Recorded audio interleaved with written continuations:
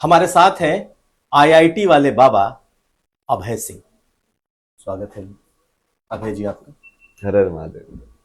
ये नया लुक, ये नया अवतार, अभी तक आपको पूरी दुनिया ने दाढ़ी में देखा, लेकिन अचानक आपने अपना ये लुक बदल दिया, क्यों? करता रहता हूँ वैसे मैं पहले भी। लेकिन मेरे को जब मैं यात्रा पे गया था तो महादेव ने ऐसी दो ही चीज बोली थी। एक तो बस एक जगह पे एक ही रात रुकना है और सिर्फ आगे बढ़ना है, मतलब चाहे कितना भी चल पाए तू, 1 किलोमीटर या 2 किलोमीटर भी चलेगा। और कोई तेरे पे कंडीशन नहीं है। तो उस टाइम पे भी मैं ऐसे ही था, जैसे चलता रहता था 2-3 महीने हो गए, काफी बड़ी बड़ी हो गई, फिर शेव कर लेता था। तो अभी वो शेव करने का वो वक्त आ गया है चेंज होने का। लेकिन जब से आपको दुनिया ने देखा, सोशल मीडिया ने देखा, पूरी दाढ़ी में जैसा लुक था वैसा देख रहे थे, लेकिन आज ऐसा क्या मन में आया कि आपने सोचा कि नहीं, इसको अब बदल दो? नहीं, महादेव बोलते हैं ना। जैसे कल रात को मैंने दिए लगाए, ठीक है। उसके बाद एक बंदा मेरे से मिलने आया और आके बोलता है कि 10 मिनट पहले मैं गाड़ी में वही बोल रहा था कि ईश्वर वहां मिलेंगे जहाँ पे अंधेरा होगा और दिए जल रहे होंगे। और मेरे कमरे में पूरा अंधेरा है और दिए जल रहे हैं। सोचो ना, कोइंसिडेंस। तो तुमको ट्रस्ट करना होता है कि जो महादेव बोल रहे हैं बस वो करते जाओ। तो उन्होंने बोला कि हाँ ठीक है, कल ये शेव करना, ऐसे ऐसे करना। हाँ चलो ठीक है, जैसे रात को ही बोल दिया था मैंने उनको। हाँ कल शेव करके करेंगे, रूप चेंज करेंगे इसको। स्टोरी वाइज भी जब तुम देखो तो अभी तो जैसे आईटीएन बाबा आइडेंटिटी बन रही है ना। हम्म, मैंने भी वही परिचय कराया ना। वही। हम्म। तो उसको चेंज करके, जैसे आप कृष्ण को योगेश्वर बोलते हो, बट कृष्ण बाबा तो नहीं बोलते हो। योगी तो सबसे बड़ा है वो, हम्म। समझे। बट उसमें और वो इतने बड़े योगेश्वर है कि उनको इन सब चीजों से फर्क भी नहीं पड़ता कि वो दाढ़ी रख रहे हैं कि नहीं रख रहे हैं, कि वो कैसे रह रहे हैं। बाकी शारीरिक चीजों से उनको इतना फर्क नहीं पड़ता। महादेव का भी आप देखोगे तो ऐसे ही है। कितना आप शिव पुराण को पढ़ोगे उनका ऐसे ही है ना। वो जैसे पार्वती के वहां पे शादी वाला जो पूरा किस्सा है, उसमें भी वो दरबार में नट बन के आते हैं। कि नट वाला वेश धारण करके आते हैं। कि हाँ, फिर वो कितने वेश बदलते हैं, अलग अलग रूप में जाते हैं, कभी नट बन जाते हैं, कभी ये बन जाते हैं, जैसे परिस्थिति में होती है ना। तो उसके मानो कि अब ये नया रूप है। तो ये नया रूप मैं क्या मानूं कि आप खुद को शिव के रूप में, खुद को कृष्ण के रूप में पोर्ट्रे करते हैं? आपको लगता है कि नहीं, आप खुद हो? जैसे आपने कहा कि कल किसी ने कहा कि भगवान से मुलाकात हो जाएगी और मेरी उनकी मुझसे मुलाकात हो जाएगी, तो क्या माना जाए? क्या आपको लगता है कि आपके भीतर भगवान है या आप स्वयं भगवान हैं? सबके अंदर है ना। तो स्पिरिचुअलिटी का असली मतलब तो यही है। जहां पे फंसती है बात वो वही होता है, फिर लोग पूछते हैं कि सबके अंदर है तो सबको पता कैसे नहीं है। यदि सभी भगवान है तो हमको कैसे नहीं पता है कि हम भगवान है। तो कल भी मैंने वही बोला कि मुझे पता है कि लाइक सबके अंदर भगवान है और मैं बोल रहा हूँ उस ट्रुथ को। अहम ब्रह्मास्मि जब शंकराचार्य ने भी तो बोला था ना, तो आपने नहीं पूछा होगा कि हाँ ये खुद को भगवान बता रहा है, ब्रह्मास्मि बता रहा है कि मैं शिवोहम। कोई जब शिवोहम बोलता है तो उसका क्या मतलब है कि मैं ही शिव हूं ना। तो उस हिसाब से देखा जाए तो वो चेतना का जो स्तर होता है उसके हिसाब से उसको भगवान टाइटल दिया जाता है। जहां पे बिल्कुल शून्य चेतना में चले जाओ तो प्योर कॉन्शियसनेस, उसको महादेव बोला गया है। फिर विष्णु किसको बोला गया है कि जब वो चेतना शून्य से उतर के नीचे एक ज्ञान की फॉर्म में आ जाती है। तो विष्णु हमेशा सोते रहते हैं क्षीर सागर पे, ड्रीम करते रहते हैं। ऐसे दिखाते हैं ना कि विष्णु ऐसे ड्रीम के स्टेट के अंदर है ऐसे। तो जो आपका जैसे तीनों जो अवस्था होती है दिन की, आप क्या क्या करते हो। एक वेकिंग स्टेट होता है, एक ड्रीम वाला स्टेट होता है, मेंटल वर्ल्ड, और एक फिर बिल्कुल डीप स्लीप वाला स्टेट होता है। डीप स्लीप वाले स्टेट में भी कॉन्शियसनेस रहती है, सिर्फ कॉन्शियसनेस का विषय चला जाता है। हम्म। ये तो रहता है कि आप हो, बट आप क्या हो वाले एडजेक्टिव सारी गायब हो जाती है कि नहीं हो जाती। हाँ, बिल्कुल ठीक है। बट वो कंटिन्यूटी नहीं रहती तो आप सुबह उठते ही नहीं फिर। यदि कॉन्शियसनेस की कुछ ऐसी चीज नहीं है जो कंटिन्यूस चल रही है वहां पे, तो वो शिव है। डीप स्लीप वाली जो कॉन्शियसनेस है, शून्य कॉन्शियसनेस। फिर जो ड्रीमिंग वाली है वो विष्णु है। इसलिए वो ड्रीम करके लाइक पूरे संसार को चलाते रहते हैं। माया। माया, माया के अधिपति जो है। हम्म। तो उसके बाद ब्रह्म जो है वो बेसिकली जो वेकिंग वाला जो वर्ल्ड है जो अभी हम देख रहे हैं, ये ब्रह्मा का वर्ल्ड है। तो जब आप इसको समझते हो तो आपको समझ में आता है कि एक्चुअली में तो ये चेतना के ही रूप है, जिसको ब्रह्मा विष्णु महेश बोला गया है। इन अ वे लाइक वो कंसेप्ट हैं कि शुरू होना किसी चीज का, कंटिन्यू होना और फिर एंड होना। जब मैं तीन में देखूंगा उस चीज को, तो वो ब्रह्मा विष्णु महेश या त्रिमूर्ति या फिर सरस्वती लक्ष्मी पार्वती के रूप में दिखाई देगा। और जब मैं दो में देखूंगा तो कैसे दिखाई देगा? शिव शक्ति के रूप में। क्योंकि अब क्या है, अब उसमें कुछ स्टार्ट और एंड नहीं हो रहा है, अब वो काल के बियॉन्ड हो गए हो। क्योंकि स्टार्ट और एंड मतलब जो समय जो है वो तीन में एग्जिस्ट करता है ना, पास्ट प्रेजेंट और फ्यूचर। उसको दो में एग्जिस्ट नहीं करा सकते आप। उसके लिए तीन होने चाहिए स्टेट्स, समय की डेफिनेशन को वैलिड होने के लिए। तो वो उसके तीन के ऊपर यदि तुम जाओगे दो में, ये मैं आपको पूरा सांख्य से समझा रहा हूं ना, कि कैसे उसको बताया गया कि अनेक से एक होने की जो विभक्ति है वो ऊपर से कैसे हुई। जब ईश्वर ने संसार रचा तो कैसे रचा गया। और अब जो स्पिरिचुअलिटी है कि वो वापस से आप उस पाथ को ट्रेस करके वापस से ऊपर कैसे पहुंचो उसी एक के पास। तो जिस पाथ से तुम नीचे जा रहे हो, फंसे हुए हो, उसी पाथ को तुमको रिट्रेस करके ऊपर जाना है। तो वो स्पिरिचुअलिटी बोलते हैं उसको। तो मैं अगर पूछूं आपसे कि आप स्पिरिचुअलिटी के किस स्तर पर हैं? लोग तो कहते हैं कि ये घमंड भी है आपका, कि कह सकते हैं कि आप खुद को भगवान कह रहे हो। लेकिन जब आपने स्पिरिचुअलिटी समझाई, तो एक आम आदमी जानना चाहेगा कि जिसका कोई गुरु नहीं है, जो किसी को गुरु नहीं मानता, तो वो किस स्तर पर पहुंचा है और कैसे पहुंचा है?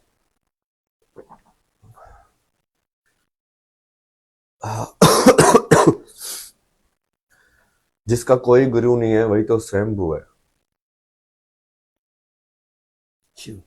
शिव, जो खुद से अपने आप को बनाते हैं। स्वयंभू होने का मतलब समझो आप, कि वो इंसान जब तक उसके अंदर वो एक्सपीरियंस नहीं होगा तब तक उस चीज को मानेगा ही नहीं। जब तक वो ज्ञान उसका ज्ञान नहीं है तब तक वो उसको ग्रहण ही नहीं करेगा। वो स्वयंभू है क्योंकि वो उसका ज्ञान कहीं दूसरे सोर्स से आया ही नहीं है। सब कुछ इंटरनली उसने पाया है। उसने डायरेक्टली ज्ञान को स्टडी करके पाया है।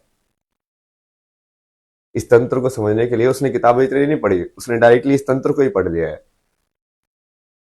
लेकिन कहते हैं कि गुरु के बिना ज्ञान नहीं है। जब तक कोई गुरु नहीं मिलेगा तब तक शायद आप उस स्तर पर नहीं पहुंच पाओ। गुरु तो है ना मेरे, कितने गुरु हैं। जैसे जय कृष्ण मूर्ति को मैं पहला गुरु मानता हूँ, जिनकी वजह से मुझे वो ब्रेक थ्रू रियलाइज हुआ कि हाँ इसके परे कुछ चीज है।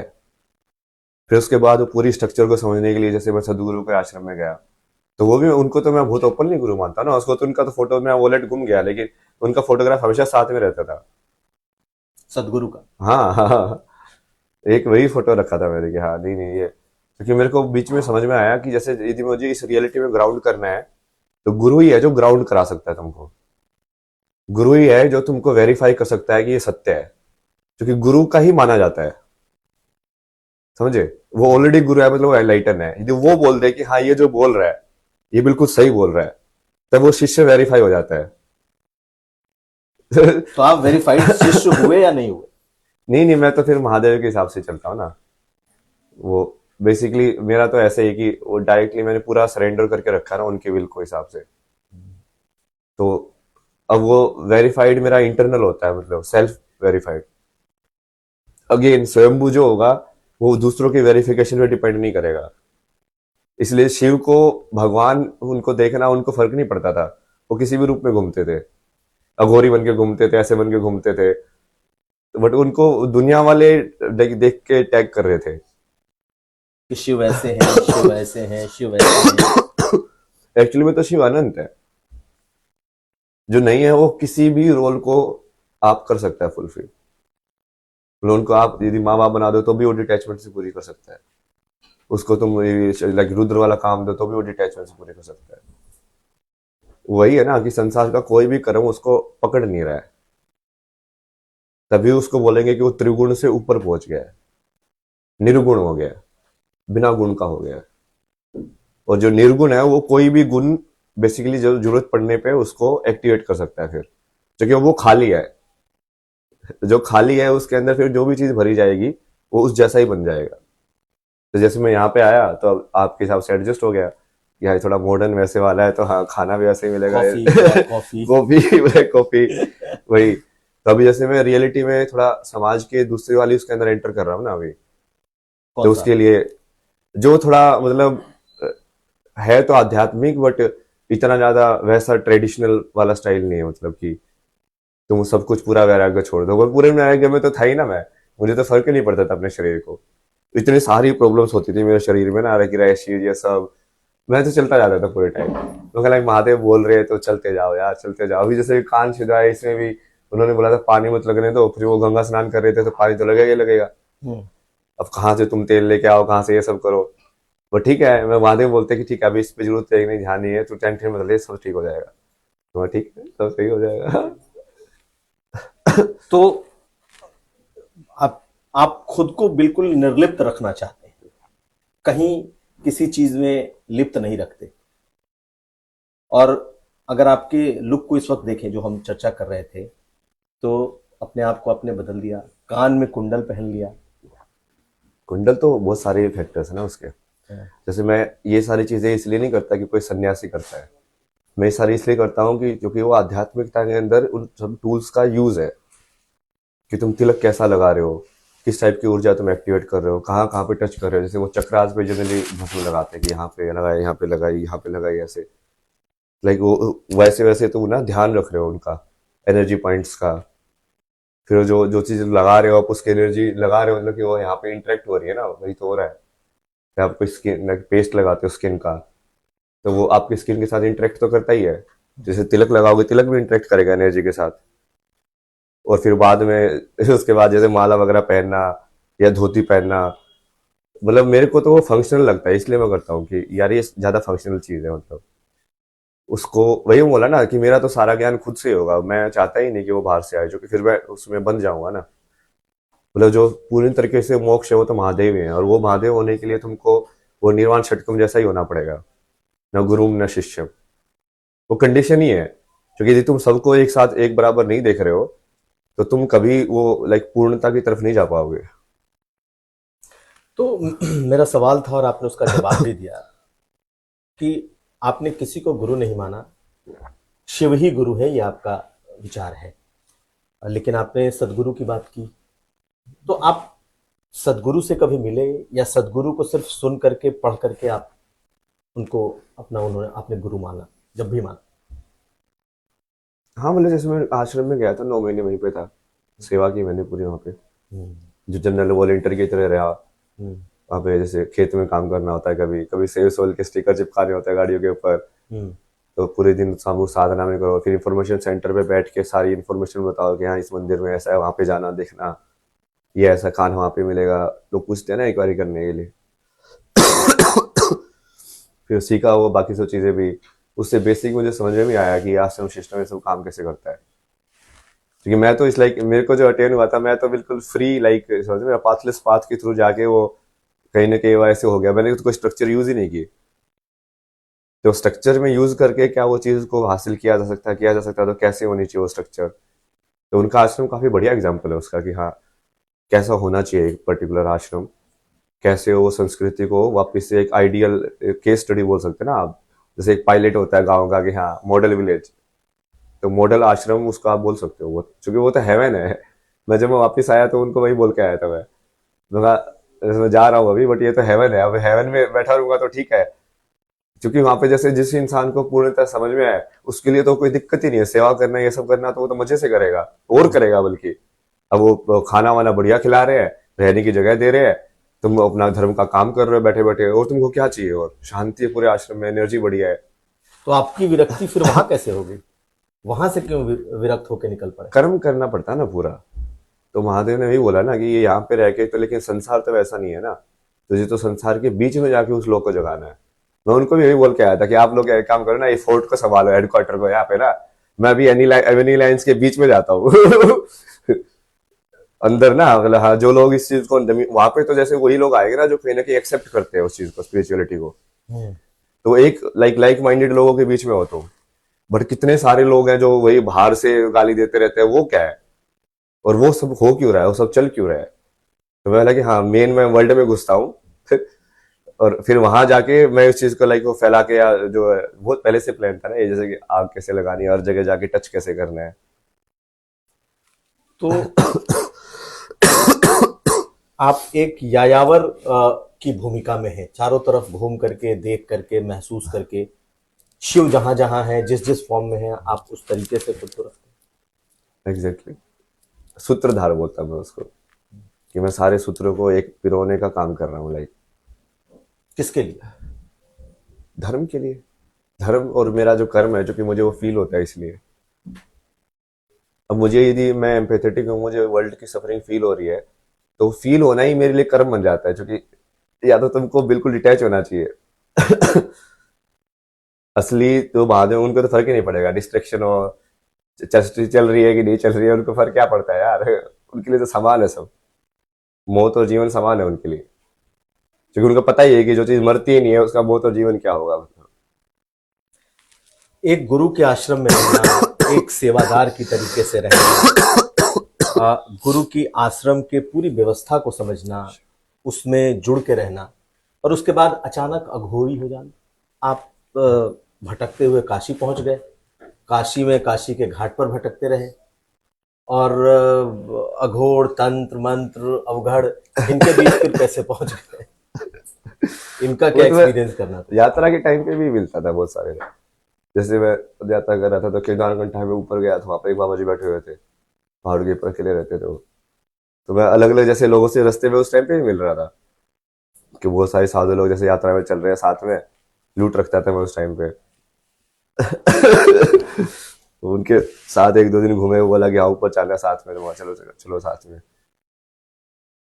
तो उस टाइम पे भी जैसे बहुत अलग अलग टाइप के लोग मिले ना, बात करने को मिला कि हाँ, जिनकी सोच कैसी है, ये आप लोग कैसे साधना कर रहे हो, बेसिक जो साधना के जो होते हैं उन चीजों को समझा, कि धूना क्या होता है, ये चिमटा क्या होता है, इसको कैसे रखना होता है, कैसे साधना करनी होती है, क्या तरीका है इनका ना। तो उसमें जैसे काशी गया, तो चूंकि काशी तो सब चीजों का संगम है, वहां पे कोई एक टाइप की साधना नहीं होती। वहां पे ऐसा है कि एनलाइटनमेंट के जितने तरीके हो सकते हैं सब एक्सप्लोर करते हैं लोग वहां पे, डार्क से डार्क, लाइक सत्व से सत्व। तो वहां पे शमशान में बैठे हुए अघोरी भी मिल जाएंगे, और राधा कृष्ण करने वाले लोग भी मिल जाएंगे, जो बिल्कुल ही फलाहारी है, पूरा लाइक व्रत करके रखेंगे, ये सब करके रखेंगे। और एक दूसरा है जिसको फर्क ही नहीं पड़ता, घोर जैसा रहता है वो। तो वो सारी चीजों को देखना है, वही तो है, वही तो आपको बताया, मेन आपने भी पर्पज तो अघोर वही है। एक्सपीरियंस किया? अघोर के साथ बैठ करके? अघोर तो मरे हुए लोगों की हड्डियां तक खाते हैं, आपने भी एक्सपीरियंस कर लिया? हाँ, वो महादेव ने ही करा दिया, मतलब ऐसे वही, मैं इंटेंशन से नहीं करता ना कोई चीज, वो अपने आप ही मेरे को सिखाते रहते हैं भेज भेज के, कि हाँ ठीक है, यहाँ से तो इस चीज का एब्जॉर्व कर ले, यहाँ से उस चीज का एब्जॉर्व कर ले। जैसे वो फील तो अंदर ही करना होता है अघोर। अघोर मतलब कि बेसिकली तुमने जो बच्ची कुची चीज थी जिसके अंदर भगवान नहीं देखा था, उसके अंदर भी भगवान देख लिया। अब तुम फल के अंदर बोल रहे हो कि फल खाने से भगवान मिलेंगे, तो फिर हड्डी खाने से भगवान क्यों नहीं मिल सकते? है तो उसी धरती माँ का हिस्सा वो। बट वो बहुत ही अलग चीज है ना, उसको आप उसके सिविलाइजेशन के साथ नहीं जोड़ सकते। इसलिए जो महादेव है, वो हमेशा लाइक उनको रेबल माना गया है, सिविलाइजेशन के एंटी, कि जो रूल को फॉलो ही नहीं करता है। क्योंकि उसको क्यों फॉलो करना है, वो मुक्त है। जिसको मुक्त पता चल गया, वो क्यों फॉलो करेगा सोसाइटी के नियम? तो उनके लिए बेसिकली वो सारा, वो ये पूरा संसार एक तंत्र जैसा है, कि इसको बस समझने के लिए है वो। बुरा सच्चा, अच्छा बुरा, ये सब कुछ नहीं है, कि हाँ ये इसको नहीं करना है, ये ऐसा नहीं करना है। बट वो सब अहंकार से नहीं हो रहा है, बस वही अंतर है। अभय सिंह जी, आप तो समझ रहे हैं आध्यात्म क्या है, भगवान क्या है, भगवान के रूप क्या है, किस स्तर तक आध्यात्मिकता है, लेकिन आपको दुनिया क्या समझ रही है? आपने कभी इस चीज को महसूस किया है? दुनिया मेरे असली स्वरूप को तो कभी नहीं देख पाएंगे ना, वो मुझे पहले ही ज्ञात हो गया था। सबसे बड़ी इस पे यही वो रहता है, कि तुम यदि फर्स्ट रहते ना, ये मुझे कॉलेज के टाइम पे बहुत फील होता था, क्या? कि जो फर्स्ट रहता है वो अकेला रहता है। फर्स्ट होने का मतलब ही वही है, कि वो अकेला नहीं रहेगा, तो वो कहीं ना कहीं शेयर्ड हो गया ना, वो फर्स्ट कैसे हुआ? तो लाइक यार, राजा होना तो बहुत अकेले होने वाली चीज है, कि तुम भी इतनी पावर होल्ड कर रहे हो कि नीचे वाले लोग जो है वो कहीं ना कहीं लालच में है, उसमें पढ़ने के उनके चांसेस रहेंगे ही रहेंगे, तो तुमको वो पावर ही अकेला कर देगी वहां पर। तो वो वाली चीज महसूस होती है कई बार। बट ठीक है, वो तो क्या कर सकते हो, सच पूर्ण है। सचमुच जो सचमुच बहुत पावरफुल होते लोग हैं, जो शीर्ष पर होते हैं, कहा जाता है जो शीर्ष पर होता है वो अकेला ही होता है। अकेला ही होना पड़ेगा उसको, क्योंकि उसको जिम्मेदारी लेनी पड़ती है ना कि मैं शीर्ष पे हूँ तो अब नीचे वालों को संभालना है। आप भी अकेले हो? महादेव है ना। उनके साथ पूरी बात है, देवी को भी बुला लेता हूँ बहुत बार। देवी को बुला लेता हूँ? हाँ मतलब चैनल करके कभी ऐसा लग रहा हो, बैठो गपशप करो बातें बातें करो। भगवान से बातें, देवी से बातें? हाँ मतलब जैसे किसी भी रूप में आप चैनल कर सकते हैं ना, वो तंत्र मंत्र यूज करके कि उस देवी को प्रसन्न करके, तो उनको चैनल कर सकते हैं आप। लेकिन ये तो आपके आध्यात्मिकता से बिल्कुल दूसरा चैनल है जिसकी आप चर्चा कर रहे हैं, कि आप तंत्र मंत्र के जरिए भगवान को बुला सकते हो, तंत्र मंत्र के जरिए देवी को बुला सकते हो, और एक आपकी ऐसी साधना है जो सब में शिव देखता है। तो दो बिल्कुल, आपको लगता नहीं नहीं नहीं, अलग वो अलग एनर्जी चीजें? के फॉर्म अलग अलग है ना, मैनिफेस्टेशन, वही तो समझाया मैंने आपको। जैसे आप जिसको शिव बोल रहे हो वो तो दो के अंदर डेफिनेशन है, शिव और शक्ति के अंदर। तीन के अंदर वो डेफिनेशन ब्रह्मा विष्णु महेश वाली है तो वही की, बट आप उसको रूप में देखना चाहते हो, इसलिए आप उस रूप में देख रहे हो। जैसे देवी का जैसे तीन में तो ऐसे है, सरस्वती लक्ष्मी पार्वती, बट 10 में भी है ना वो, फिर वो नव दुर्गा और फिर लाइक लास्ट के अंदर, तो वो 10 के अंदर डिवीजन है वो देवी का। फिर और भी फर्दर डिवीजन भी किया हुआ लोगों ने। आप जो इतनी बातें बता रहे हैं धर्म से जुड़ी हुई, क्या ये पूरी आपकी स्टडी है या आपने महसूस किया? जो महसूस किया वही बताता हूँ मैं तो। तो स्टडी वाली नॉलेज धर्म होगी तो ग्रंथों की स्टडी है और महसूस किया दोनों है? हम लोग कहीं ना कहीं वो ग्रंथ के अंदर भी वो चीज से समझ में आ जाता है कि हाँ यहाँ पे भी ये सिंक हो रही है, मतलब सेम चीज बोल। लेकिन अब हम आते हैं इस प्रयागराज पे। आखिर ये आपकी, आप इस महाकुंभ में कैसे पहुंच गए? और महाकुंभ में जब आप पहुंचे तो अचानक से ही आप, पिटारा खोल के मधुमक्खी का। वहां में पहुंचते ही कहा गया कि आप अखाड़े के लोगों से मुलाकात हो गई, आपके टेम्पररी गुरु हो गए, वो आपको लेकर के आ गए और अचानक से आप दुनिया के सामने आ गए। सोशल मीडिया ने आपको यहाँ तक पहुंचा दिया, नहीं तो कोई जानता नहीं। हाँ तो वही था, महादेव जैसे बोल ही रहे थे कि ऐसे ही करना है, तो मैं तो बस फॉलो करता गया। जाने को तो मैं खुद से भी आ सकता था, बट उन्होंने ही बोला नहीं नहीं इनके साथ ही जाना तेरे को, तो ठीक है कहानी आप जैसे चलानी आप ऐसे चलाओ। लेकिन जब आप महाकुंभ में आए तो कंट्रोवर्सी भी हो गई, और जूना अखाड़े में आप आए, वहीं से आप चर्चा में आए, सुर्खियों में आए, लेकिन फिर वहां के बाबाओं ने ही आपको निकाल दिया, साधुओं ने। क्या फर्क पड़ रहा है मतलब। ये तो वहाँ पे जैसे मैं मशान नाथ के वहाँ पे मंदिर में बैठा हुआ था ना धुने के ऊपर, तो ऐसे वो कुछ तो जो जोर जोर से फोन बजा रहे थे कोई तो इंसान। मैंने उनको बोला यार ये माया वाली चीजें मत बजाओ अभी, थोड़ा या तो स्पिरिचुअल भजन वजन लगा दो ये सब। तो बोलता है कि तुम कौन होते बोलने वाले। हाँ मैं तो कोई नहीं हूँ, कुछ भी नहीं हूँ। बोला कि तो बता ये जगह किसकी है। मगर मुझे तो यही पता कि सारी जगह महादेव की है। और काशी तो स्पेशली वो महादेव की नहीं होगी तो वो किसकी होगी फिर। मगर आपको क्या लगता है आपकी है क्या, मतलब ये। फिर वो ऐसे थोड़ा चिल्लाने लगा, फिर मैं उसका बस एक ही जवाब होता था मेरा, ओम नमः शिवाय। वो ऐसे कि हाँ यहाँ पे ऐसे ये कर दूंगा वो कर दूंगा, मगर ओम नमः शिवाय। ओम नमः शिवाय। तो ये सब चीजें तो पहले भी हुई ना, ये तो मैं बहुत नॉर्मल ही है मेरी लाइफ में फेस करना। लोग होता ही है हमेशा हर जगह पे जाके ना, जब वो सत्य को देखते हैं तो कहीं ना कहीं, क्योंकि मेरा प्रेजेंस ही लोगों के अहंकार को किल करता है कि ये कैसे? इंसान एग्जिस्ट कैसे कर सकता है ऐसा इंसान। तो उनको लगता है कि यार हमने क्यों नहीं किया जो इसने किया, इसलिए उनके अपनी लिमिटेशन है, उनको वो दिखता है कि यार ये सब चीजें हो सकती है यदि तुम एक्चुअली में एक संकल्प करते तो। तुम सिर्फ एक्सक्यूज बना के रह गए अपनी लाइफ के अंदर। तो वो क्या करेंगे फिर, वो मेरी स्टोरी को नीचे डालने की कोशिश करेंगे, क्योंकि वो अपनी इनसिक्योरिटी को मेरे ऊपर फोर्स करने की कोशिश करेंगे। उन्होंने आपको आपके रूप में नहीं समझा? हाँ मतलब जैसे पहले तो जैसे वो जो है सोमेश्वर जी, वो कितनी बार बोलते थे ऐसे कि मुझे तेरे अंदर आदि शंकराचार्य दिख रहे हैं, मुझे तेरे अंदर क्राइस्ट दिख रहे हैं, मतलब इतनी बड़ी बड़ी बातें हैं। जब आप पूछ रहे थे ना कि आप खुद को भगवान बोल रहे हो, अरे यार मेरे को तो लोगों ने खुद बोला है कि मुझे तेरे अंदर क्राइस्ट दिख रहे हैं, मुझे तेरे अंदर आदि योगी दिख रहे हैं, मुझे तेरे अंदर बटुक भैरव दिख रहे हैं। हम्म। तो अब वो ठीक है ना, अब उनसे भी तो पूछो ना उनको कैसे दिखे भगवान मेरे अंदर। बट वो बाद में ठीक है, नहीं, जैसे उन्होंने भी बड़ी तारीफ की, मैंने इनका इंटरव्यू भी किया था, तो उन्होंने कहा था कि he is one of the finest monk of India, उन्होंने मेरे से बातचीत में बताया। लेकिन अचानक ऐसा क्या हो गया कि बड़े बड़े जो अखाड़े के साधु और महंत हैं वो आपसे ऐसे नाराज हो गए? नहीं नहीं, उन्होंने जैसे मेरे को ना एज ए गुरु तो रिकॉग्नाइज नहीं किया उस टाइम पे। वो मुझे दीक्षा विक्षा दिला रहे हैं, मतलब मैं दीक्षा के लिए थोड़ी जा रहा हूँ वहां पे। दीक्षा तो उसको दिलानी पड़ेगी ना जिसको ज्ञान की तलाश में उस पाथ को स्टार्ट करना है, इनिशिएट करना है। जब मैं उस पाथ से होके ही आया हूं तो मुझे क्यों चाहिए? मैं तो ठीक है, एक आपके अलग कोई तरीका है उसको सीख रहा हूं। जैसे रामकृष्ण परमहंस भी ऐसे ज्ञान प्राप्त करने के बाद भी उन्होंने भी बहुत सारी तरीके एक्सप्लोर किए। तो आप क्या बोलोगे, उनको ज्ञान मिला नहीं था क्या? ज्ञान तो मिला हुआ था, फिर भी उन्होंने किया ना वो सब चीजें। तो वो बेसिक अंडरस्टैंडिंग ही गलत थी और वो लोग उस चीज को तोड़ना ही नहीं देना चाहते थे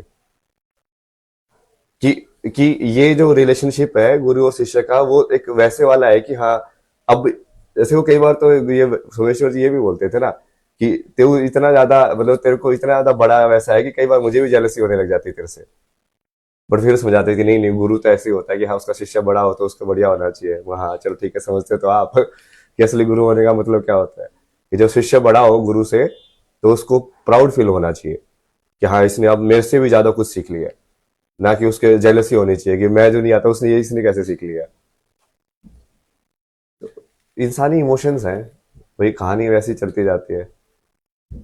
लेकिन अखाड़ों से जुड़ा एक और सवाल यहाँ, बहुत सारे लोगों ने कहा कि भाई आईआईटी वाले बाबा, आईआईटी वाले बाबा, आईआईटी वाले बाबा, क्या यहाँ उससे बड़े बड़े इंजीनियर, डॉक्टर, पीएचडी, प्रोफेसर्स, बहुत सारे लोग मौजूद हैं यहाँ पे। लेकिन अ, एक आईआईटी वाले बाबा के पीछे दुनिया ऐसे पागल है, ऐसे पड़ी है, लगता है कि उनके से बड़ा कोई संत ही नहीं। नहीं नहीं, वो ठीक है ना, उसका क्या करेंगे। मेरा जो लोग बोल रहे हैं उनको खुद ही नहीं पता ना कि वो दूसरे जो लोग हैं वो मेरे से ज्यादा है कि कम है, उनको कैसे पता? उनको ये कैसे श्योर है कि मैं टॉप पे नहीं हूँ, कि ज्ञान के मामले में, आध्यात्मिकता के मामले में मैं सही में टॉप पे नहीं हूँ बाकी सारे बाबाओं से? क्योंकि जो स्पिरिचुअल के पाथ में चला ही नहीं है वो दूर से बैठ के कैसे जज कर सकता है? तो जो मोस्ट ऑफ द जनता तो सिर्फ बाहर के साइंस के थ्रू जज करती है कि इसके पास इतने फॉलोअर्स है तो मतलब ये होगा, सही है इसके पास ऐसे कपड़े पहनता मतलब ये सही है, ये ऐसे इंटरव्यूज ने ऐसे जवाब दिया मतलब ये सही है। उनको इंटरनली थोड़ी समझ में आता है स्पिरिचुअलिटी क्या होती है।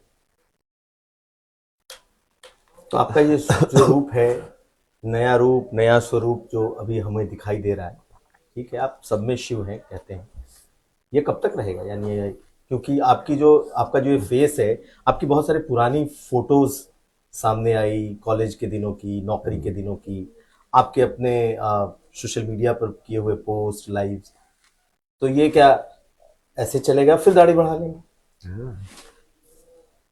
ओगड़ जैसे रहता हूँ ना मैं, लाइक मेरे कोई चीजों से इतना फर्क नहीं पड़ता, मतलब क्या। लेकिन आपको आपकी जटाओं से, आपके अपने बाल से तो मोह है, प्रेम है। नहीं नहीं, करने को तो मैंने तो अपने पाथ पे ना इतनी इतनी चीजें छोड़ी है ना महादेव के बोलने पे।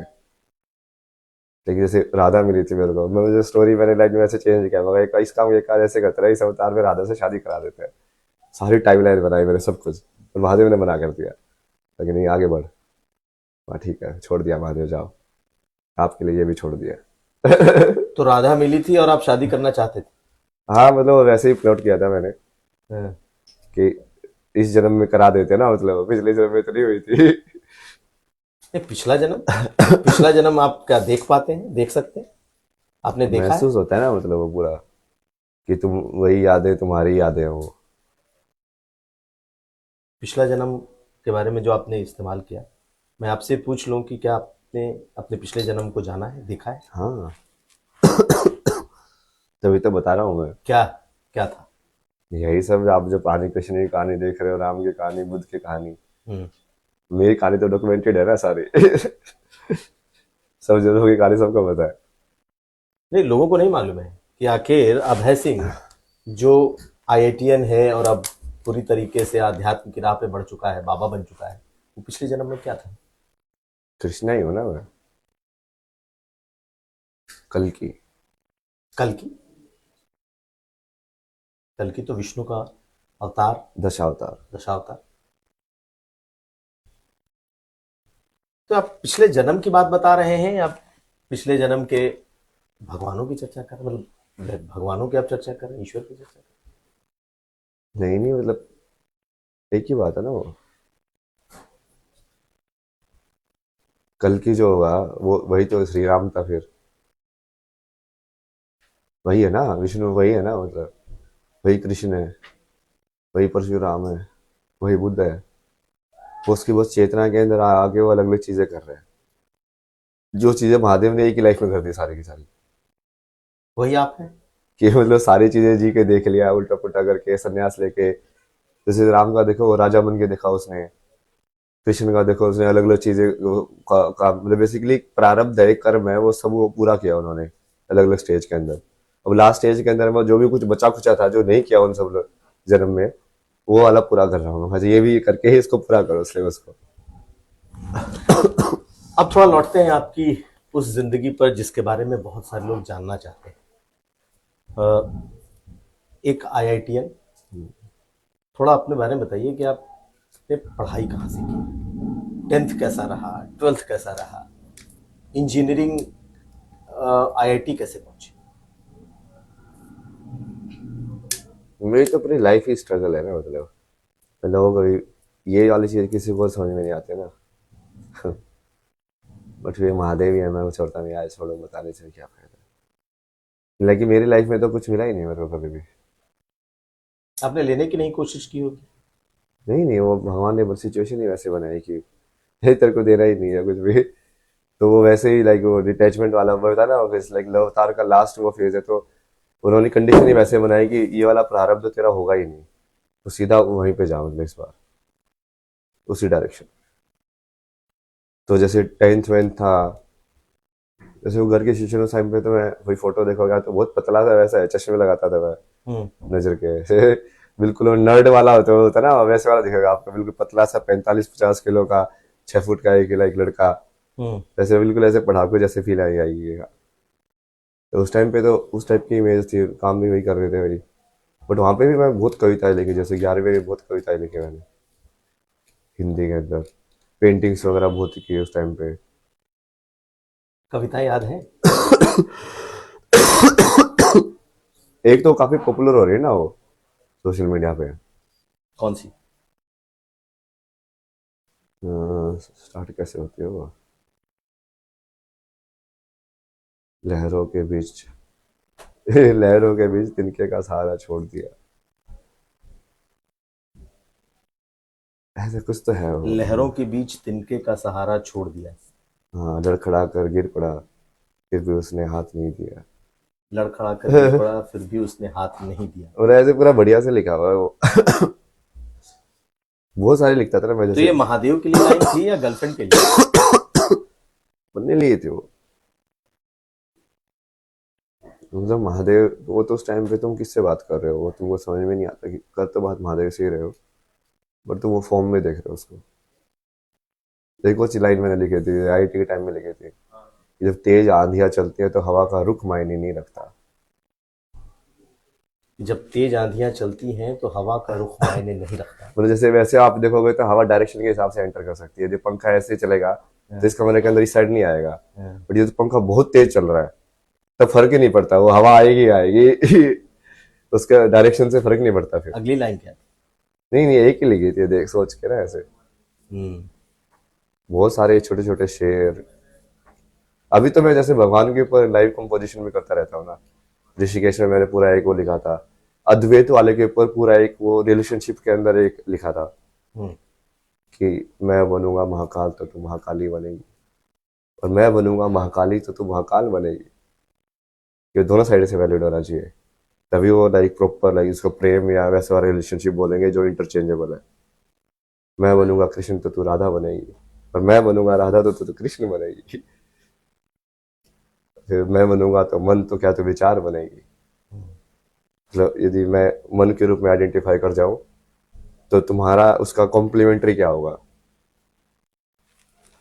जो उसको पूर्ण कर रहा है उसकी डेफिनेशन को। तो ऐसे ऐसे करके बहुत लंबा लिखा था मैंने सारी चीजों को देखते हुए संसार में कि मैं बना नदी तो क्या तो उसकी गति बनेगी। उसको उल्टा भी करके बहुत लिखे हैं मैंने। जैसे मैं अभी तो खुद ही कंपोज करके जैसे भक्ति करता हूँ ना तो ऑटोमेटिक ही आ जाता है वहां पे उस टाइम पे। तो खुद से वो बोल बोल के कि हाँ। एक और भी लिखा था ना कि मैं तो हूं ही नहीं बस तू ही है। मैं तो हूं ही नहीं बस तू ही है। मैं तो हूं ही नहीं बस तू ही है। महादेव के लिए लिखा था ये।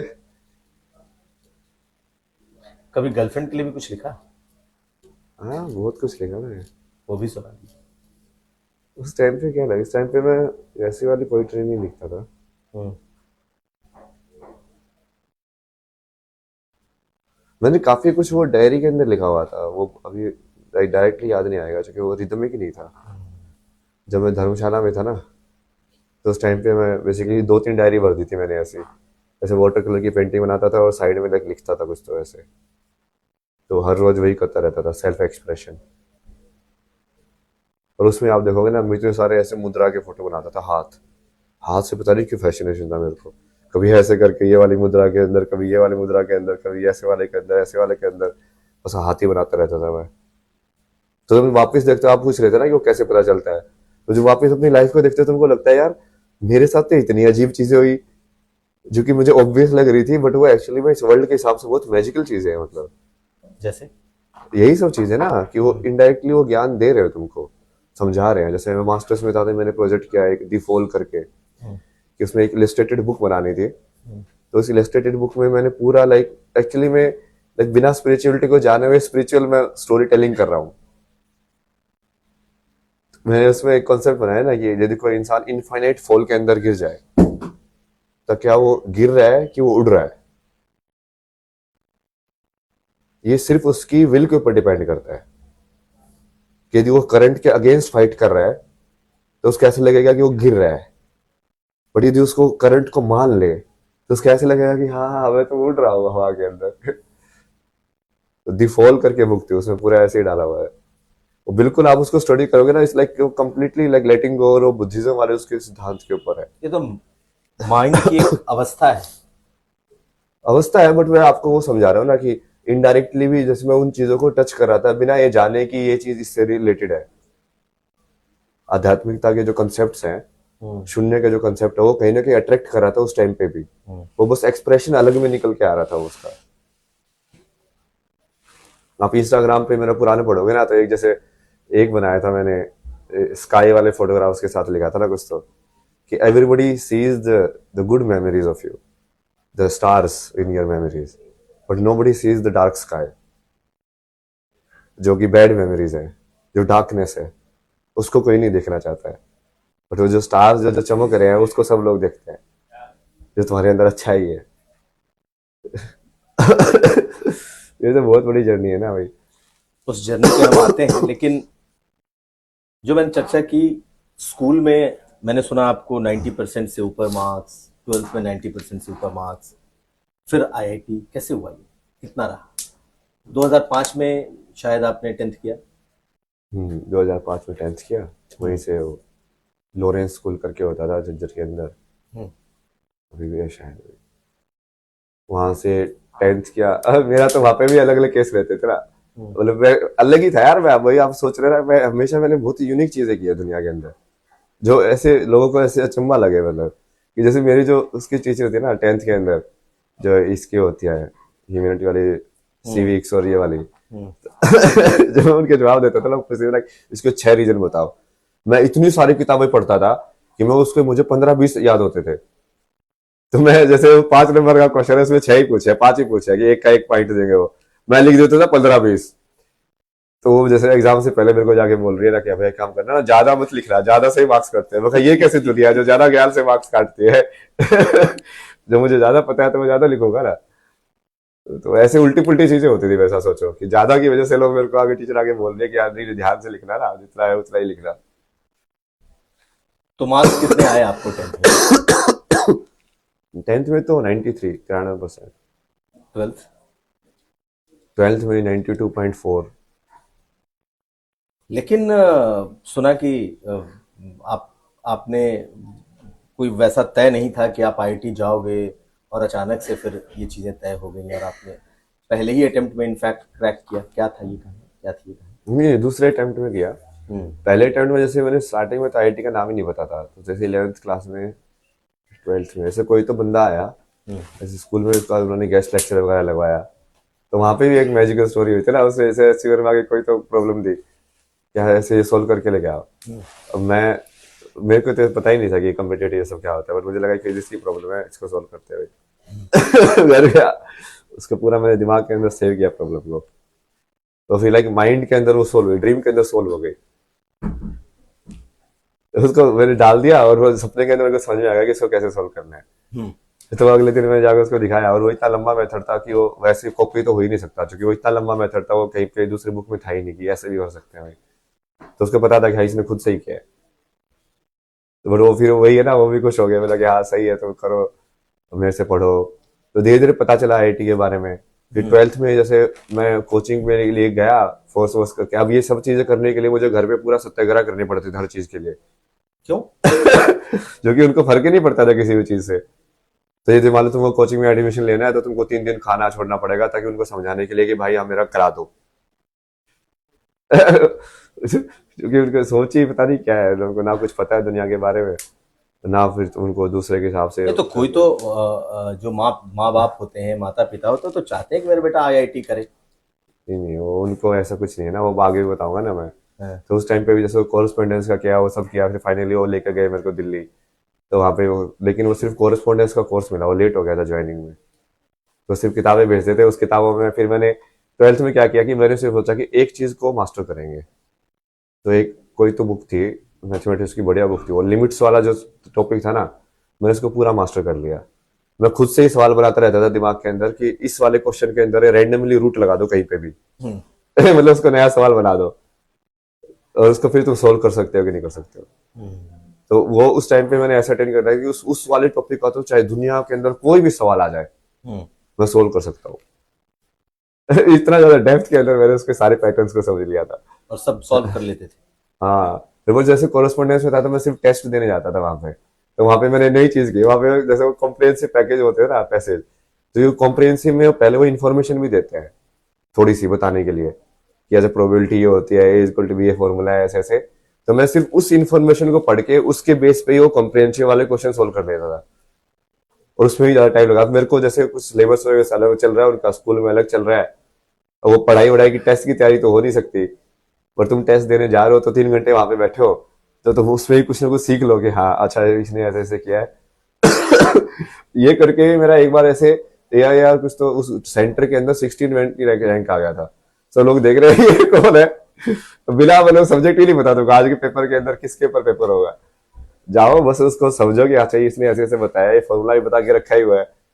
कॉम्प्रिहेंशन में बेस फॉर्मूला तो बता ही देते थे कि हाँ ये फॉर्मूला है, अब तुमको उसको समझ के और डेप्थ के अंदर उस क्वेश्चन को सोल्व करना है।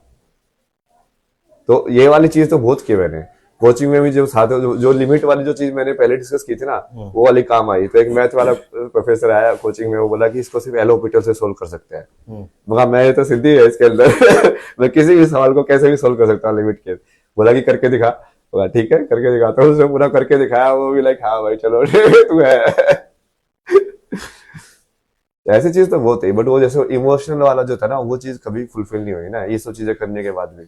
नहीं, एक मिनट में आपको आईआईटी का रैंक कितना आया और कैसे आपने क्यों चुन लिया मुंबई आईआईटी? उसके बाद जैसे दिल्ली गए, तो जैसे 12th के बाद तो जैसे एनआईटी का काउंसलिंग के लिए कुरुक्षेत्र गया, बट वहां पे देख के मैंने बोला कि नहीं मैं यहाँ नहीं जाऊंगा। मुझे और पर जाना है, ये मेरे लिए नहीं है। कुरुक्षेत्र नहीं जाना, मुंबई जाना है।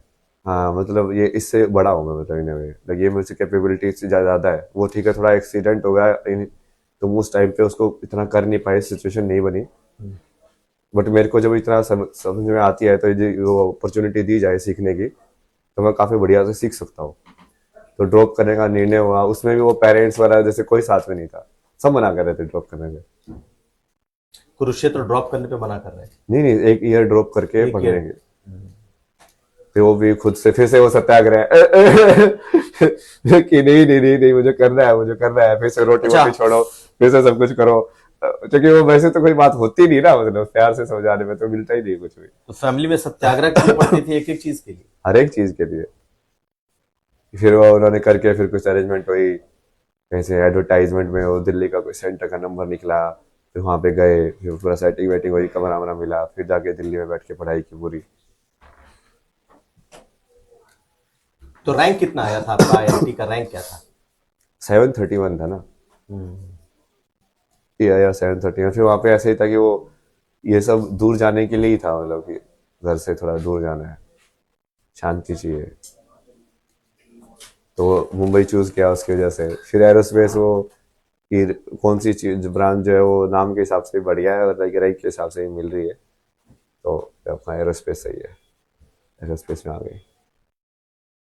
लेकिन कहते हैं कि बड़ी पर्सनल लाइफ आपकी फैमिली को लेकर, जो आप बता रहे हैं कि हमेशा सत्याग्रह करना पड़ता था हर चीज के लिए, तो आज भी परिवार को लेकर के आपके विचार ऐसे हैं जो कि समाज एक्सेप्ट नहीं करता जिसे? समाज का तो मतलब ही वही है ना, समाज हमेशा ट्रुथ का, कृष्णमूर्ति ने नहीं बोला है, society will never let truth come, क्योंकि जो ट्रुथ है, यदि ये ट्रुथ आध्यात्मिकता का ट्रुथ की ये सब माया है, तो सबसे पहले सोसाइटी के स्ट्रक्चर को ही तोड़ती है कि अद्वैत है, सब से समान है, तो सोसाइटी के अंदर जो हायरार्किकल स्ट्रक्चर है वो उस पर ही तो हमला करती है वो।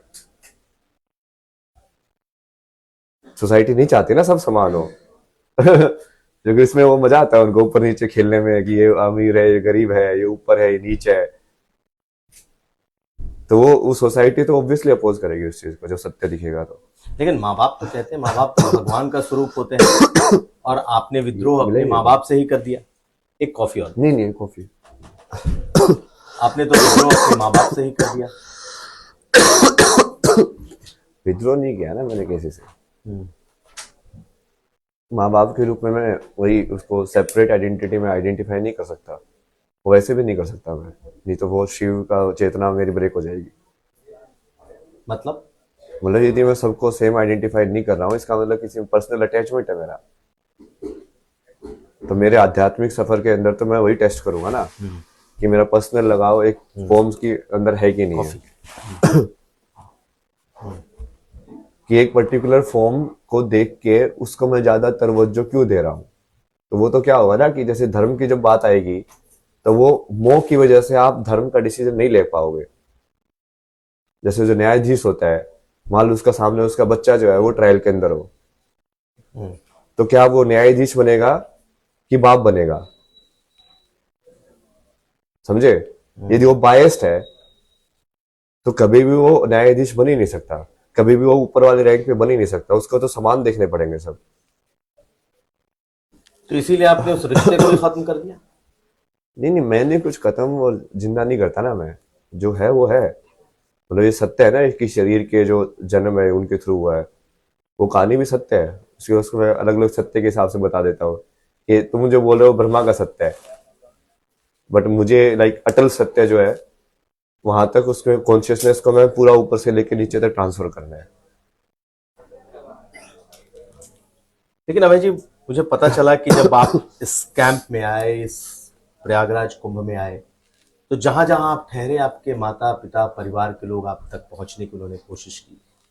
आपके माँ बाप, कजन, चाचा, लोग आए और आपसे मिले। आप फिर से आप कर रहे हो, मतलब मेरे हैं क्या वो? मतलब मैंने खरीद रखा उनको, मेरे हैं क्या वो?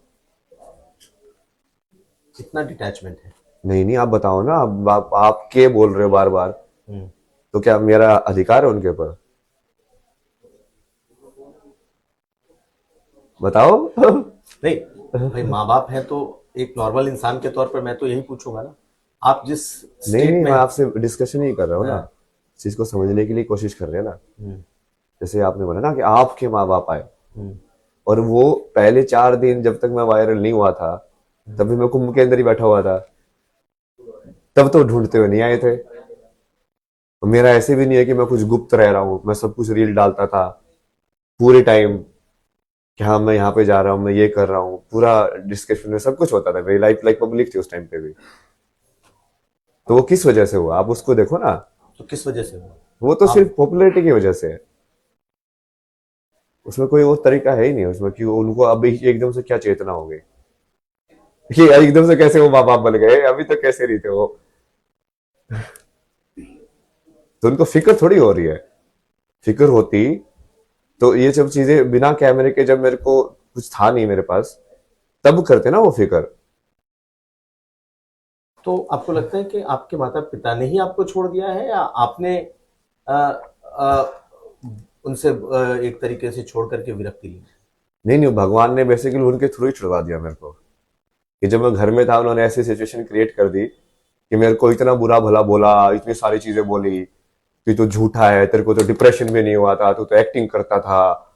मतलब इतने सारी चीजें बोली ना उन्होंने। फिर एक बार इस चीज में भी गाली देते थे कि तेरे को डिप्रेशन नहीं हुआ, और उल्टा पागल भी बोलते थे। मतलब यार एटलीस्ट एक चीज में स्टक करता हूँ यार, या तो मैं बिल्कुल पागल हूँ, ये मेंटली सही नहीं हूँ, या फिर मैं डिप्रेशन का नाटक कर रहा था। तो कम से कम वो बिल्कुल ही नेगेटिविटी होती है ना जैसे लोगों के अंदर। तो मैं तो उनका माध्यम बन गया वो निकालने का। भगवान का नाम जैसे मैं लेता था तो उसके अंदर भी ये तो मोटा बन गया, ये तो बाबा बनेगा। जैसे किसी और कैसे ओल्ड लेडी आती थी, मैं उनको समझाता था कि जैसे मन जो होता है कैसे काम करता है, कैसे उसको शांत करना है, रिश्तों में आपको कैसे रहना चाहिए। तो वहां पे मजाक उड़ाते थे, तेरे बेटे ने भी संत बना देगा यो। मतलब कटाक्ष करे ना, समझ रहे हो आप। ये सब क्या है, अब वो किस नियत से आ रहे हैं अब वो। अब बताओ मेरे को आप, क्या उनको भगवान दिख गए, क्या उनको ब्रह्म ज्ञान हो गया एकदम से, क्या हुआ, क्या बदल गया? कुछ नहीं बदला है। मैं तो बहुत टाइम तक घर के, जब घर से मैं चला गया, मतलब तो मैं वो मौसी के उसके ऊपर फ्लैट के ऊपर रहता था दिल्ली के अंदर। और वो कुछ ऐसा था ही नहीं कि मैं भागा हुआ हूँ। जब मैं उसी घर के स्ट्रक्चर के अंदर रह रहा हूँ अपना काम करके, वहां पे मैं पूरी वैसे पूरा उस टाइम पे मैंने सारे इंटरनेशनल रिलेशन, सब देशों की हिस्ट्री बहुत पढ़ाई की। उस टाइम पे आप मेरे ट्विटर देखोगे ना, तो बहुत ट्विटर साधना भी करता था मैं, कि मैं टेस्ट भी करता रहता था कि कौन सा थॉट जो है वो मेरे को इफेक्ट कर रहा है, मतलब कहाँ पे तुम स्टक हो रहे हो, कहाँ पे तुम पॉजिटिव नेगेटिव एनालाइज कर रहे हो उसको। तो मैं बैठा रहता था, ये सब चेक करता रहता था। या तुम इंस्टाग्राम में देखो तो तुम विजुअली चेक कर सकते हो कि यदि किसी लड़की की फोटो देख के तो तुम कैसे लग रहा है कि नहीं नहीं मेरे मेरे पास होनी चाहिए, जो लालसा तुम्हारी है तो तुमको दिखेगी वो। या किसी घर का फोटो देख के कि हाँ अच्छा कहाँ पे तुम अटक रहे हो, कि कहाँ पे तुम्हारी स्क्रोलिंग जो है वो कंटिन्यूस नहीं हो रही है। लाइक आई में जब तुम देखते हो तभी तुम सारी चीजों को समान मानोगे, बट तुम्हारी जो वासना है वो आई को तुम्हारी जगह पे रुकवा देगी, है ना। तो वो तुम टेस्ट कर सकते हो इंटरनली। तो उस टाइम पे भी कुछ नहीं था, उस टाइम के भी बाद में बोल के गया उनको कि हाँ मेरे को पदयात्रा करनी है। और पदयात्रा का तो मैंने पहले जो 3.5 साल बाद कनाडा में तभी बोला हुआ था कि मैं पूरी भारत का ट्रेवल करूंगा। उस टाइम मैंने 20 दिन की प्रैक्टिस भी की वहां पे। मैं कहा, एक काम करते ना, एंड्योरेंस तो टेस्ट करते हैं कि कर सकते कि नहीं कर सकते। तो वहां पे ऐसे जंगल जैसा एरिया था, तो वहां पे मैं चलता रहता था पूरा चक्कर। वो भी मैंने डाला हुआ है पूरा आईफोन के अंदर, मैं सारा 1 किलोमीटर रिकॉर्ड करके। आप सोशल मीडिया चेक करोगे तो सब डाला हुआ था उसके अंदर उस टाइम के बीच। अब ये मैं तो अपने ट्रुथ में जी रहा हूँ, अपनी ऑनेस्टी में जी रहा हूँ। बट जिनको आप माँ बाप बोलते हो उन्होंने तो मेरा एक भी सत्य नहीं एक्सेप्ट किया, एक भी चीज एक्सेप्ट नहीं की। क्या चाहते थे आप उनसे? मेरे सत्य को माने, क्या चाहते थे मतलब क्या है। मैं कोई चीज बोल रहा हूं कि मेरे एक्सपीरियंस में ये है, बट वो उनके एक्सपीरियंस में नहीं है तो वो उनको मानना ही नहीं है। तो अभी आए थे मिलने आपसे? है मिलने मिलने नहीं आए ना, वो मिलने क्या आएंगे, उनको क्या मिलके क्या करेंगे। आए, आपके साथ लोग बैठे? नहीं नहीं, वो सिर्फ इम्पोर्टेंस लेने आए थे अपनी। अब उनको फंस गए ना वो, अब सब लोग फंस गए ना एक्चुअली। क्योंकि इस पूरे उसमें जिन जिन लोगों ने मेरे पे डाउट किया ना, मैं सबको बोलता था कि मैं ही भगवान हूँ, मैं धर्म की स्थापना करूंगा। मैं देखो जैसे सदगुरु के आश्रम में भी जो स्वामी थे, मैं उनका जैसे मेरे से पूछ रहे थे भाई मीडिया में तो क्यों करना चाहता है। मैं बोला कि देखो मेरे को वो ज्ञान तो है, अभी मैं बस बेसिकली नीचे वाली स्ट्रक्चर एनालाइज करके कॉज एंड इफेक्ट में एक ऐसा वो देख रहा हूँ कि जहां पे एक ऐसी ब्रिक मुझे मिल जाए बटरफ्लाई इफेक्ट वाली, कि मैं एक ईंट हिला दूं तो सारी ईंट हिल जाए दुनिया की। और वो मिल गई ना मेरे को वो ईंट कि एक ईंट से मैंने पूरी दुनिया की सारी ईंटें हिला दी। अभी देखो आप तो वो आग जो है वो सब जगह जाएगी। आपको लगता है कि आपने दुनिया हिला दिया? हाँ अभी तो देखते जाओ। मेरे सेंटर के अराउंड ही सारी चीजें होंगी, क्योंकि कोई ऐसा ज्ञान है ही नहीं दुनिया का जो मैं ले नहीं सकता हूँ। मैं किसी भी इंसान के साथ किसी भी टॉपिक के बारे में बात कर सकता हूँ। ये ब्यूटी ब्लॉगर के पॉडकास्ट में जाके उसके हिसाब से ही बात कर सकता हूँ, किसी और के जाके लाइफस्टाइल के बारे में भी बात कर सकता हूँ, तो इंटरनेशनल रिलेशंस के ऊपर भी बात कर सकता हूँ। अब कैसे रोकोगे ऐसे इंसान को तुम? ये तो एक आत्माभिमान की भी श्रेणी में आता है, जब आप कहते हैं कि मैं ही भगवान हूँ, मैं सब कुछ कर सकता हूँ, मैं सब एक्सपीरियंस कर सकता हूँ। या तो आप उस अवस्था पर पहुंच चुके हैं जहाँ सचमुच जो जो जो ब्रह्म और मोक्ष की अवस्था होती है, या फिर लोग तो ये भी कहेंगे कि आप बिल्कुल एक ऐसे बाबा हैं जिनके अंदर घमंड भर गया है। हाँ, तो वो तो लिखेगा ही उनको ना। बट ये जैसे आप किसी चीज को बोलोगे, जब कृष्ण बोलते हैं अर्जुन को कि मैं ही सब कुछ हूं, मैं ही मृत्यु हूं, मैं ही ज्योति हूं, तो आप तो क्या बोलोगे?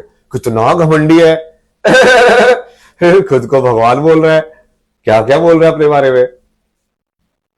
ऐसे थोड़ी चलता वो। तो आपकी बात ये लोग सुनेंगे तो कहेंगे कहाँ भगवान कृष्ण और कहाँ अभय सिंह। अभय सिंह भी वही बातें बोल रहे हैं जो भगवान कृष्ण कहते हैं। तो ये तो इस सांसारिक स्थिति में तो घमंड की श्रेणी में रखेंगे लोग इसे। नहीं नहीं, वो घमंड आप बाहर से जज ही नहीं कर सकते। जब कृष्ण ये बोल रहा है कि मैं ही भगवान हूं, तो वो रियलाइजेशन के अंदर बोल रहा है, वो घमंड से नहीं बोल रहा। उसकी चेतना उस लेवल पे है कि वो बोल पा रहा है वो शब्द। लेकिन आप जब बोल रहे हैं तब हाँ, तो मैं बोल रहा हूँ तभी अपनी चेतना के हिसाब से बोलता हूँ। कई बार जैसे मैं ह्यूमन या इस फॉर्म में आइडेंटिफाई कर लेता हूँ ब्रह्म सत्य में, तब मैं अभय सिंह बन जाता हूँ। यदि वो चेतना में होता हूँ तो फिर जैसे आप मेरे जवाब देखोगे तो हमेशा अलग अलग जवाब रहते हैं, क्योंकि वो उस टाइम पे मैं कैसे आइडेंटिफाई कर रहा हूँ उसके हिसाब से मैं जवाब देता हूँ। लेकिन मैं बिल्कुल ही शून्य में बैठ रहा हूँ तो मैं बोलता हूँ कि मैं ही महादेव हूँ। फिर मैं जैसे थोड़ा इस धर्म के हिसाब से उसको काम करने का सेटअप का काम करता हूँ, तो इन वे लाइक मैं विष्णु चेतना के अंदर हूँ, तो फिर मैं उसके हिसाब से बोलता हूँ। फिर यदि मैं सिर्फ इस लाइफ की स्टोरी के हिसाब से आपको आइडेंटिफिकेशन करके क्वेश्चन का आंसर देना है, जैसे स्कूलिंग वगैरह, तो उस टाइम पे वो टेम्पररी आइडेंटिटी जो अभय सिंह की है, फिर वो बन जाते हो तुम। तो ये अलग अलग आइडेंटिटीज ही है कि तुम कहाँ पे आइडेंटिफाई हो रहे हो, और तुम्हारी आइडेंटिफिकेशन बेस्ड ऑन कि तुम्हारे से क्वेश्चन कैसे पूछा जा रहा है। तो एक बेटे के तौर पर आप क्या सोचते हैं? माँ बाप को तो आपने एक तरीके से नकार दिया, लेकिन आप बेटे के तौर पे भी कभी उस फॉर्म में रख के सोचते हैं? नहीं नहीं, स्वयंभू का मतलब वही ना, आप फिर से वही उसी चीज पे आगे वापस से।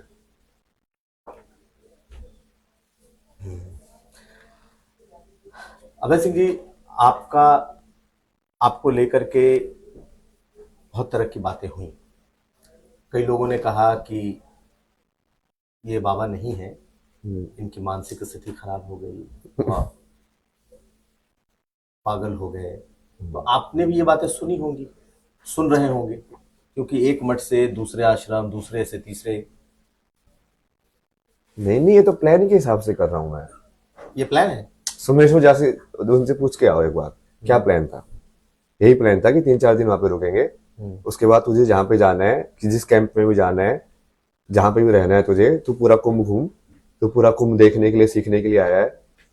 जैसे वहां पे ऐसे बनारस के घाट पे वो सांस्कृतिक प्रोग्राम होते रहते थे भरतनाट्यम के, तो मैं बैठ के वो सब देखता रहता था, डांस वांस कि ये सब कैसे तक तक तक तक तक ताल कैसे चल रही है, उसको समझना, एक्सप्रेशन अच्छे होता कैसे है, आंखों की छुट में ऐसे से मुद्रा दे रहे हो, ये अलग अलग मुद्रा है जो स्पिरिचुअलिटी आध्यात्म उसका पूरा लिंक है ना उससे, क्योंकि तो यहाँ पे भी यही प्लान था कि अब यहाँ पे तो ये सब बहुत ग्रैंड लेवल पे हो रहा है।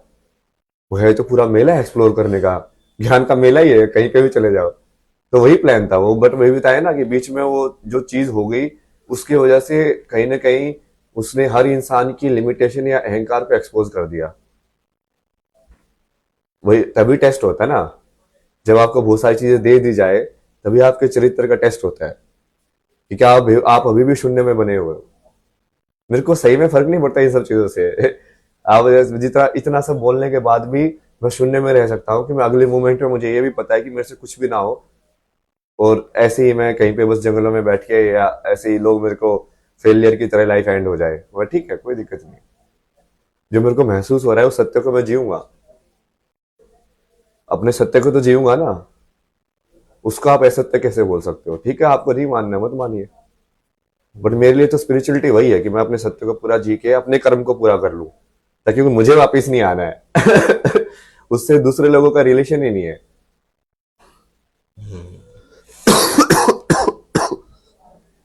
एक सवाल और कि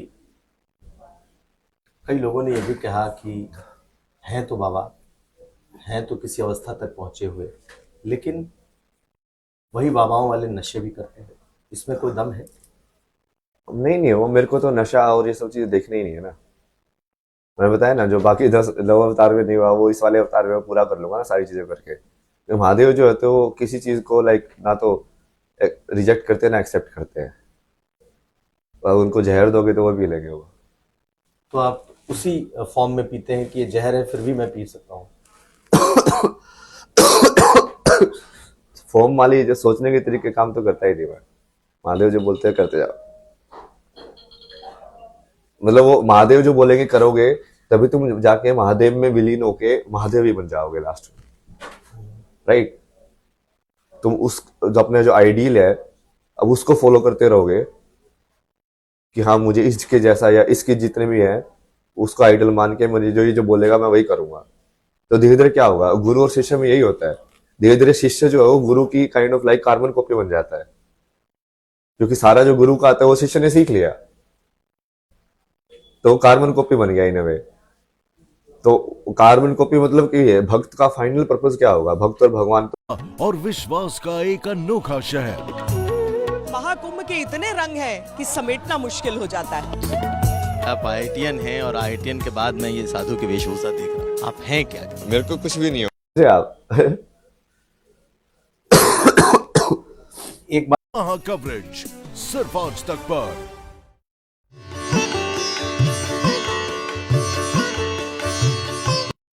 है आपके पास? हाँ काफी सेविंग्स थी। पैसे तो मैं वैसे ही, महादेव ने बोला कि टेंशन क्यों ले रहा है तो पैसे वैसे ही। मैं तो उसके बारे में ये भी सोचा था, बहुत बार बोलता था मैं। देखिए महाकुंभ की महा कवरेज यूपी तक पर।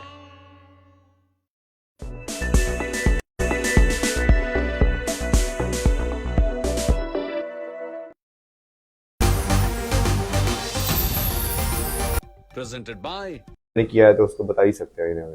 क्या? लाइक वहाँ पे भी जैसे ये सोमेश्वर जी हैं, उनको भी मैंने बहुत हेल्प की ना पैसे में भी। वो बोला कि कोई चली है वो मुंबई में उसका एडजस्ट होना है, कुछ पैसे की कमी पड़ रही है तो उनके पैसे दे दिए। तब उस टाइप को उनको घमंड ये सब नहीं दिखता था मेरे।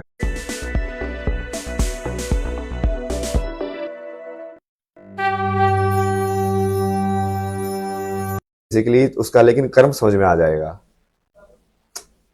इस लाइक क्यों टेस्ट हो जाता है वो इंसान, परीक्षा है वो उसकी, जो लालच में कितना फंसा हुआ है।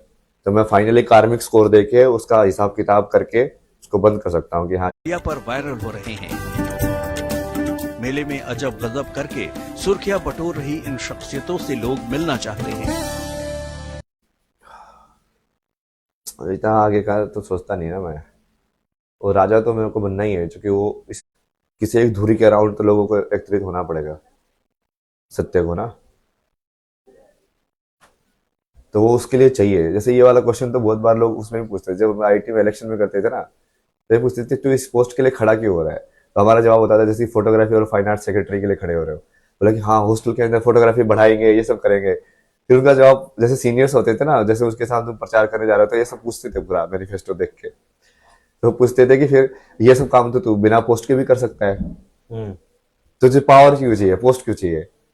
जो ये वही चीज होती है, जो कि बिना पावर के जब तुम जो चीज कर रहे हो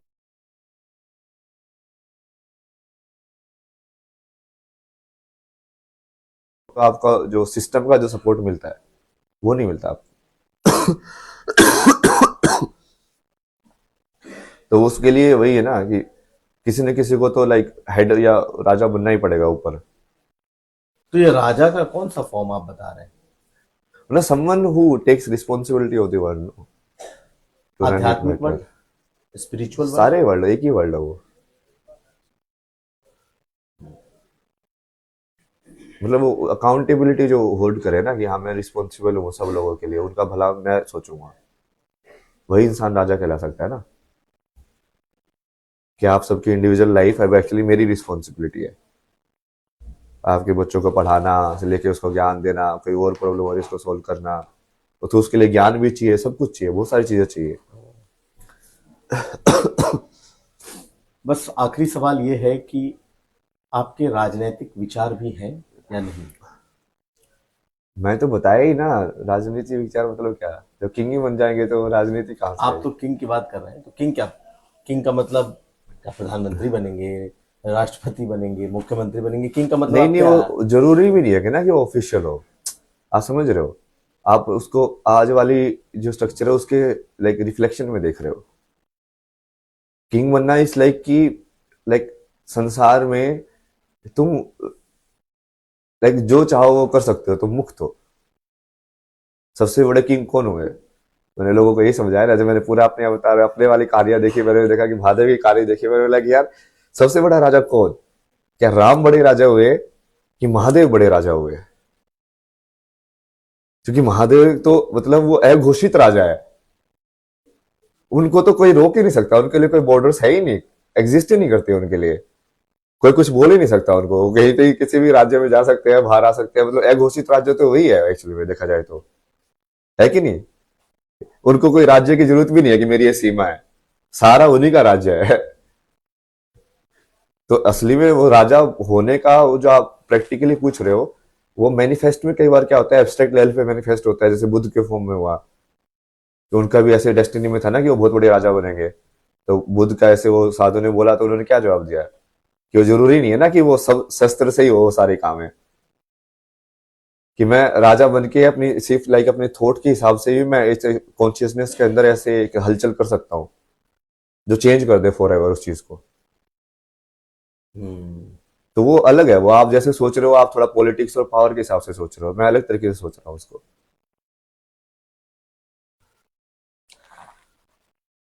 तो अभय सिंह जी, बहुत धन्यवाद हमारे इस पॉडकास्ट में जुड़ने के लिए और अपनी उन बातों को शेयर करने के लिए जो बातें आपने बहुत हद तक शेयर भी की हैं, और इस पॉडकास्ट में आज तक और ब्लेजर के इस पॉडकास्ट में आपने हमारे साथ उसको शेयर किया। बहुत शुक्रिया आपका, बहुत धन्यवाद।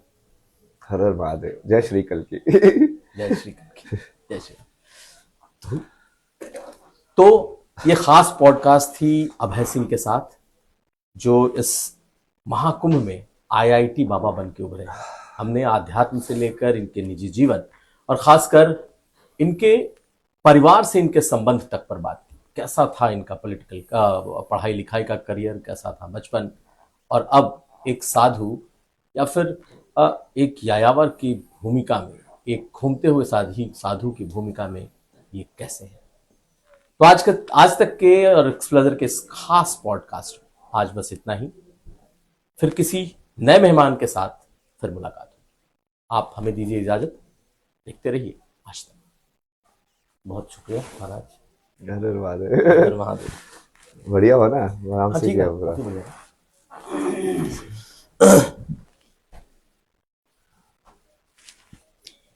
हेलो यार इसको रिकॉर्ड हो गया पूरा? ये ओवर हो गया ओवर मतलब